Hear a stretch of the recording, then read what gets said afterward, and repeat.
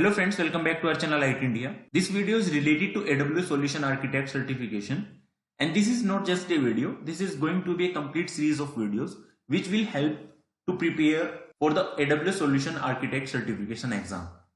And I can assure you that 90% of the questions will be from this series of videos only. And this will be with accurate answer and with detailed explanation. This is going to be the part first of this series. So let us start with our first question. A solution architect is designing a solution where users will be directed to a backup static error page if the primary website is unavailable. The primary website's DNS record are hosted in Amazon Route 53, where their domain is pointing to an application load balancer. Which configuration should be the solution architect used to meet the company's needs while minimizing the changes and infrastructure overhead?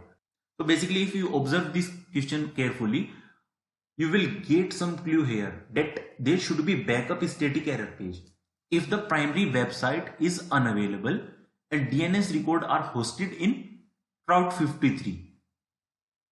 So basically what is happening here, first have a look at the options and you can go through all the four options and you can have a guess as per your understanding that what could be the clue here. So first one is having Amazon CloudFront, which is basically used for caching purpose and increasing the speed. So I don't think that is going to be the answer. Second option is with active passive failover and then latency based. But we are not talking anything about latency here in this question. So I don't think this will be the correct answer. So I can cancel this as well. And this is also cancelled already. And now set up a Route 53 active configuration with the ALB and an EC2 instance hosting a error page as endpoint. Route 53 will send request to the instance if the health check fail for the ALB. So active configuration, this also don't seems to be correct. So obviously this is the correct, and let's see how this is correct. So set up a Route 53 active passive failover configuration. Direct traffic to static error page hosted within an Amazon S3 bucket when Route 53 health checks determine that ALB endpoint is unhealthy. So basically what is the usage of this active passive failover? So basically we use an active passive failover configuration when we want a primary resource or a group of resource to be available the majority of the time. So like in majority of time and in ideal scenario that should be available. And you want the secondary resource or group of resource to be on standby in case all the primary resources are unavailable. And when responding to the queries, Route 53 include only the healthy primary resources, and if all the primary resources are unhealthy, Route 53 begins to include only healthy secondary resources. And what are healthy primary and healthy secondary resources here? So website is primary healthy resource here, and if that is unhealthy in any case, then backup static error page will be our secondary resource, and that will act as primary resource when website will be unavailable, and this Route 53 will redirect the traffic to this page. So option B will be the correct answer here. So now question second. A solution architect is designing a high performance computing workload on Amazon EC2. The EC2 instances need to communicate to each other frequently and require network performance with low latency and high throughput. Which EC2 configuration meet this requirement? So have a look at the options. So these are your options. So you can guess any answer if you are having any idea about it. So basically clue is here, need to communicate frequently and require high network performance with low latency and high throughput.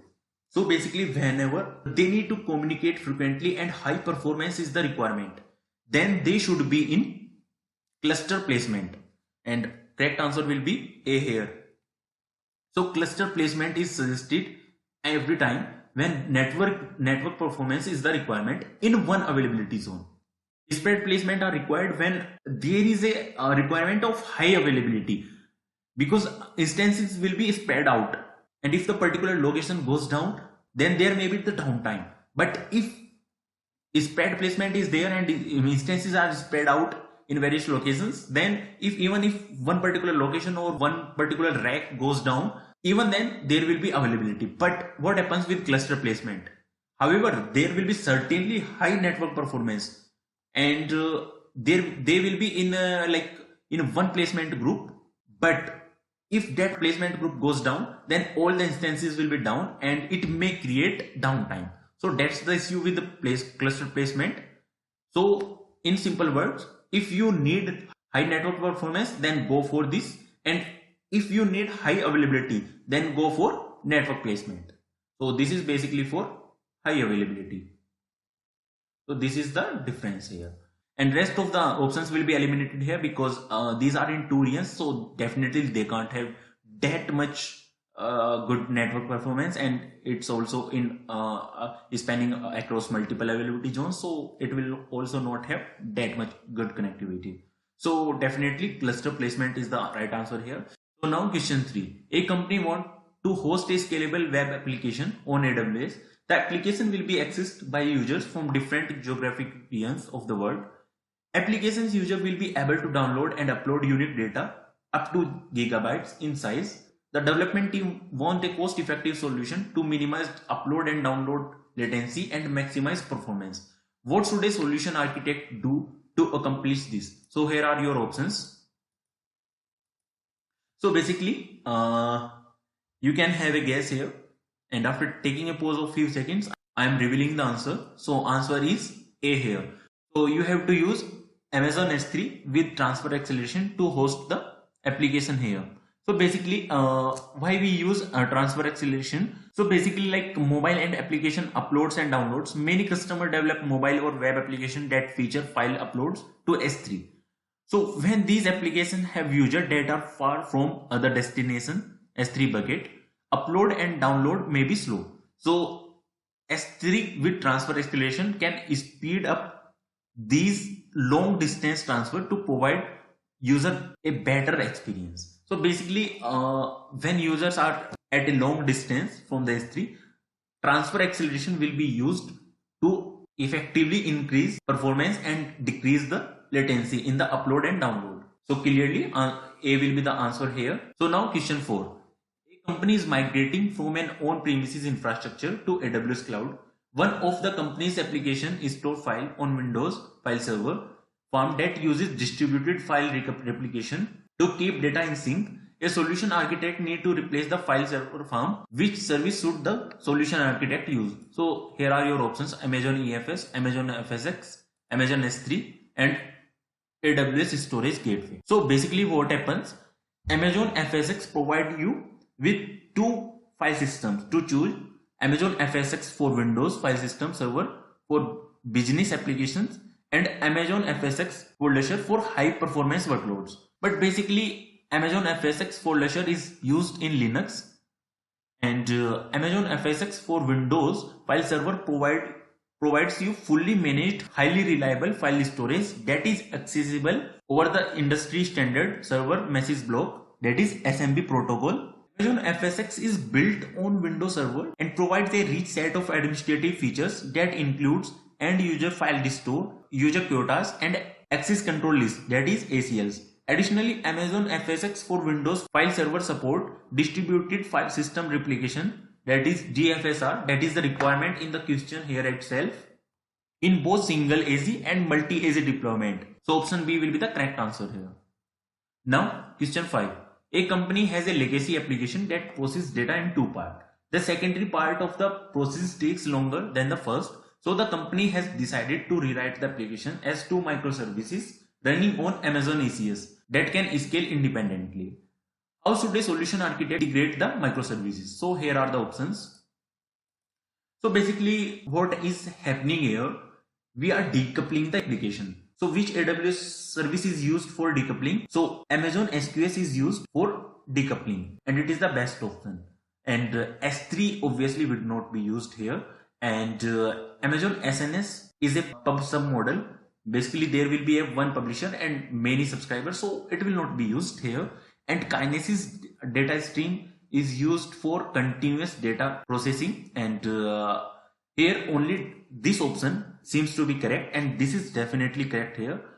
because what we are doing here, implement code in microservice 1 to send the data to an Amazon SQS. So basically data will be hold for some time in SQS and implement code in microservice 2 to process the message from the queue. And there will be message for some time in SQS, and microservice 2 will take the message from the queue to process them, and hence the message will be processed one by one, and there will be no droppage or loss of message, and every message will be processed in this way. So option D is the correct answer here. And now question 6. It captures clickstream data from multiple websites and analyzes it using batch processing. The data is loaded nightly into Amazon Redshift and is consumed by business analysts. The company wants to move toward near real-time data processing for timely insights. The solution should process the streaming data with minimal effort and operational overhead. Which combination of AWS services are most cost effective for this solution?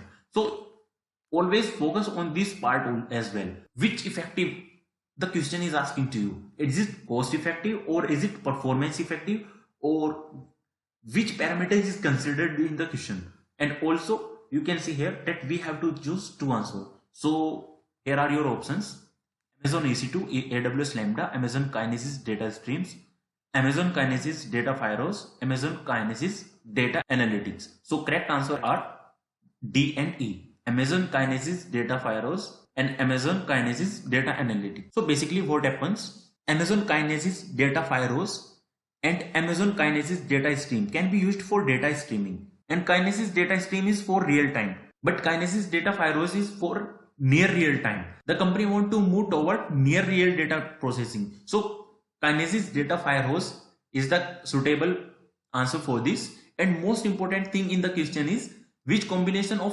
AWS services are most cost effective for this solution. As I already told you that you have to focus on this part as well. However, this can do the needful, but we are finding the solution which is most cost effective. So this will be in use here. And Kinesis data firehose is surely cheaper than this, because this is absolutely real time. This is real time, but this is near real time, not real time. And then we have to also analyze the data. And for that, Amazon Kinesis data analytics will be used. So D and E are the correct answer here. So this is also correct option. Now question 7. A company's application run on Amazon EC2 instances behind an application load balancer. The instances run in an Amazon EC2 autoscaling group across multiple availability zones. On the first day of every month at midnight, the application becomes much slower. When the month-end financial calculation batch executes, this causes the CPU utilization of the CPU instances to immediately peak to 100%, which disrupts the application. What should a solution architect recommend to ensure the application is able to handle the workload and avoid the downtime? So here are the options: configure an Amazon CloudFront in the front of ALB, configure an EC2 auto scaling simple scaling policy based on CPU utilization, configure an EC2 auto scaling scheduled scaling policy based on the monthly schedule, configure Amazon Elastic Cache to remove some workload from the EC2 instances. So basically it clearly seems that load is happening at a regular interval. So and CloudFront is definitely not going to be the answer here, because this is used for caching purposes, not for this such type of scenarios. Auto scaling should work, but as the load is coming at particular interval, so auto scaling with scheduled scaling policy based on the monthly schedule will be the correct answer here. So this is going to be the correct answer. Option C is definitely correct here. So now question 8. A company runs on a multi-tier web application that hosts news content. The application run on Amazon EC2 behind an application load balancer. The instances run in an EC2 auto-scaling group across multiple availability zones and use an Amazon Aurora database. A solution architect need to make the application more resilient to periodic increase in request. Which architecture should the solution architect implement?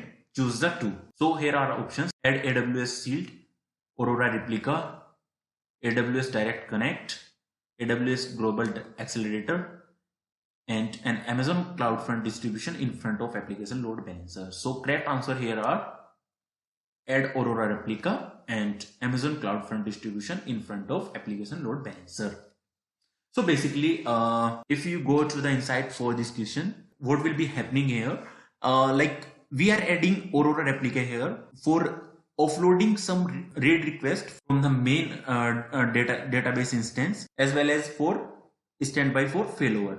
Because in case the main or our primary database fails, in that case Aurora replica will act as primary database.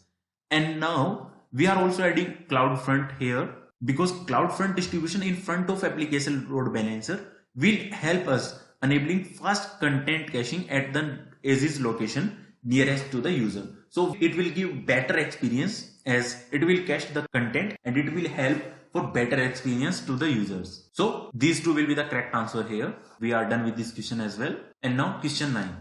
An application running on AWS uses an Amazon Aurora multi-AZ deployment for its database. When evaluating performance metrics, a solution architect discovered that database reads are causing high input-output and adding latency to the write request against the database. What solution the solution architect do to separate the read request from the write request? So here are the options, and correct answer here is create a read replica and modify the application to use the appropriate endpoint. And here is a trick, that whenever we are getting in the question that reads are causing high input output, always go for read replica. Whatever there may be the options that multi-AZ may attract you, and you may go for this, because like this is also a good solution, but this will be the most economical solution that can help you, and it will definitely help you, because it will reduce the main load that is creating issue here, because it is already mentioned clearly in the question that high read are causing the issue and adding latency to the write request. These are not created by write request, these are created for the write request, and these are caused by read request. So creating read replica will be the solution here. And now question 10, this is the last question of this video. A recently acquired company is required to build its own infrastructure on AWS and migrate applications to the cloud within a month. Each application has approximately 50 TB of data to be transferred. After the migration is complete, the company and its parent company both will require secure network connectivity with consistent throughput from their data centers to the application. A solution architect must ensure one-time data migration and ongoing network connectivity. Which solution will meet this requirement? And here are the options. So you can have a look, and you can try to guess the answer. And after taking a pause, I am just revealing the answer of this question. And correct answer will be AWS Snowball for initial transfer and AWS Direct Connect for ongoing connectivity. So basically, like, it is obvious, as the size is of 50 TB. So Snowball should be the correct answer here. And however, there is option of Snowball in the option D as well, but we have to consider second also, because for ensuring secure network connectivity with consistent throughput, we have to use AWS Direct Connect. Because AWS Direct Connect cloud service is the shortest path to your AWS resources, will in transit your network traffic remains on the AWS global network and never touches the public internet. So this reduces the chance of hitting bottlenecks or unexpected increase in latency, and at the same time it will be the secure one, as it is not touching the public internet. So I hope this video will be helpful for you. So thanks for watching this video and have a great learning. Please do subscribe our channel IT India.